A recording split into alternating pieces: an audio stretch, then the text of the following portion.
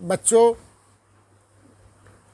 Good morning. आज हम बच्चों आपको अध्याय 8 लोक नागरिक शास्त्र का लोकतांत्रिक जो पाठ है, लोकतंत्र की चुनौतियां, आपके बच्चों पाठ में दिया गया है। लोकतंत्र की चुनौतियां, नागरिक शास्त्र का लोकतंत्र में क्या चुनौतियां हैं उसके बारे में बच्चों आपके पाठ में दिया गया है। तो पहले आप जान लीजिए कि लोकतंत्र हमारे अपने विश्व में जो लोकतांत्रिक सरकारें हैं वो सब जगह लोकतांत्रिक सरकार लगभग 1/4 हिस्से में दुनिया के 1/4 हिस्से में लोकतंत्र की ही सरकारें चलती हैं और लोकतांत्रिक व्यवस्था हैं। तो भारत में भी लोकतांत्रिक व्यवस्था है। जो भारत विश्व का बहुत बड़ा देश है, इसमें भारत में लोकतंत्र की सरकार है। तो भारत में लोकतंत्र की व्यवस्था को विस्तार करने के लिए क्या दिया गया है? विश्व के 1/4 देशों में लोकतांत्रिक शासन व्यवस्था नहीं। इस सरकार को गठन में जरूरी बुनियादी आधार बनाने की चुनौती है। लोकतंत्र व्यवस्था के विस्तार के लिए लोकतांत्रिक शासन सभी बुनियादी सिद्धांतों को हर क्षेत्र में सभी सामाजिक समूहों और विभिन्न संस्थाओं में लागू करने से संबंधित चुनौतियां हैं। तो पहली चुनौती है लोकतंत्र की मजबूती। बच्चों, लोकतंत्र व्यवस्था को मजबूत बनाना ही भी एक प्रमुख चुनौती है, जिसके अंतर्गत लोकतांत्रिक संस्थाओं और व्यवहार को मजबूत बनाना शामिल है।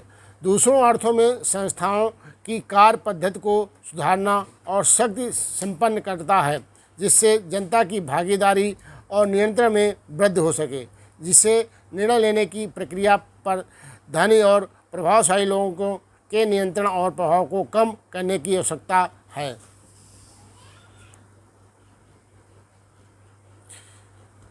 बच्चों, स्थानीय सरकारों को अधिक कार्य संपन्न बनाया गया है। जो स्थानीय सरकार को हैं, स्थानीय सरकार जो है, जो स्थानीय शासन व्यवस्था को अधिक अधिकार संपन्न बनाना भी लोकतंत्र के सामने एक चुनौती है, क्योंकि केंद्र और राज्य सरकार के लोग अपने अधिकारों से इन्हें प्रभावित करते रहते हैं।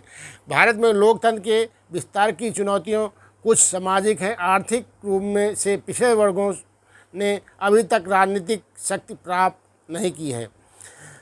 बच्चों, समकालीन विश्व में किस प्रकार की सरकारों का प्रभुत्व है? तो समकालीन विश्व में लोकतांत्रिक सरकारों का प्रभुत्व है। बच्चों, दूसरा प्रश्न है लोकतंत्र के विस्तार में चुनौती क्या है? तो लोकतंत्र में विस्तार की चुनौती है महिलाओं और अल्पसंख्यकों की भागीदारी सुनिश्चित करना। मतलब हमारे भारत देश में महिलाओं की जो लोकतंत्र सरकार में उनकी भागीदारी और अल्पसंख्यकों की भागीदारी कम है, तो उनको बढ़ावा देना है। इसी वजह यही चुनौती है।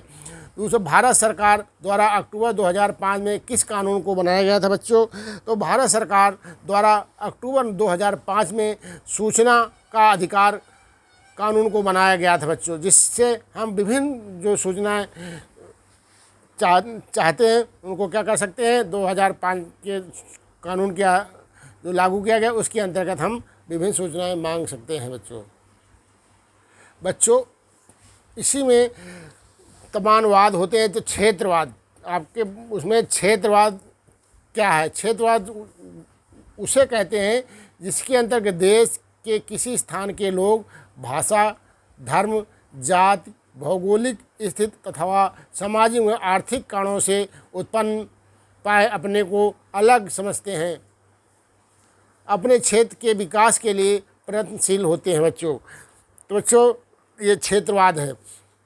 ऐसे है। अगला प्रश्न है लोकतांत्रिक शासन की प्रमुख 5 विशेषताओं का वर्णन कीजिए। मतलब लोकतंत्र शासन की विशेषताएं क्या हैं? तो लोकतंत्र की शासन की प्रमुख विशेषताएं निम्नलिखित हैं। बच्चों, पहली विशेषता आपको बताते हैं कि लोकतांत्रिक सरकार में जनता के प्रति उत्तरदायी होती है। जो लोकतांत्रिक सरकार होती है तो जनता के प्रति उत्तरदायी होती है, इसलिए वह संविधान के नियमों तथा जनता के हितों को ध्यान में रखकर ही कार्य करती है। बच्चों, इसलिए लोकतांत्रिक सरकार की प्रथम विशेषता है। दूसरी विशेषता है बच्चों, लोकतांत्रिक शासन में अंतिम सत्ता जनता के हाथ में होती है। मतलब जो भी शासन सत्ता होती है वो जनता द्वारा चुने गए प्रतिनिधियों के द्वारा ही जनता के में शासन व्यवस्था होती है। जनता अपने शासकों का चुनाव स्वयं करती है और जब चाहे उसे पद से हटा सकती है। ये अधिकार जनता पर होता है बच्चों। तीसरी विशेषता है लोकतंत्र की। लोकतांत्रिक देशों में लोगों को वोट डालने, चुनाव लड़ने और राजनीतिक संगठन बनाने के अतिरिक्त विभिन्न सामाजिक अधिकार और आर्थिक अधिकार भी प्राप्त होते हैं। ये बच्चों, आप कोई जब सरकारें लोकतंत्र सरकार होती हैं उनकी में हम अपना जो वयस्क नागरिक होते हैं वो मतदान कर सकते हैं। चौथी, लोकतंत्र में नागरिकों को सरकार की गलत नीतियों की आलोचना करने का पूरा अधिकार। जो सरकार अगर कोई गलत नीति अपनाती है उसका पूरा अधिकार है विरोध करने के बच्चों। पांचवी विशेषता, लोकतंत्र देश के बहुसंख्यक समुदाय के साथ साथ अल्पसंख्यक समुदाय के हितों की भी रक्षा करता है बच्चों। तो ये अगला प्रश्न है, लोकतंत्र को पुनः परिभाषित करने की योग्यता को स्पष्ट कीजिए।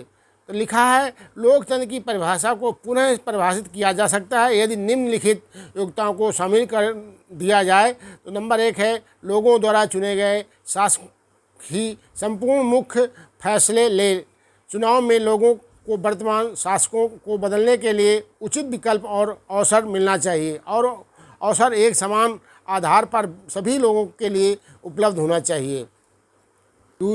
दूसरी है, लोकतंत्र अपने नागरिकों को कुछ राजनीतिक, सामाजिक और आर्थिक अधिकार प्रदान करता है। लोकतंत्र में सरकारें और सामाजिक समूहों के मध्य सत्ता की साझेदारी करना आवश्यक है। तीसरा है कि विकल्प चुनने के लिए इस माध्यम से ऐसी सरकार का गठन होना चाहिए जो संविधान के बुनियादी नियमों और नागरिकों के अधिकारों को मानते हुए कार्य करते हों बच्चों। तो ये बच्चों आपका ये पाठ नागरिक शास्त्र का हो गया और इसको बच्चों आप पढ़ेंगे और सुनेंगे, शेयर करेंगे। नहीं समझ में आए तो दोबारा उसको अपना हमको कमेंट करें। अगर कोई नहीं समझ में आता है तो शेयर करके पुनः पूछें।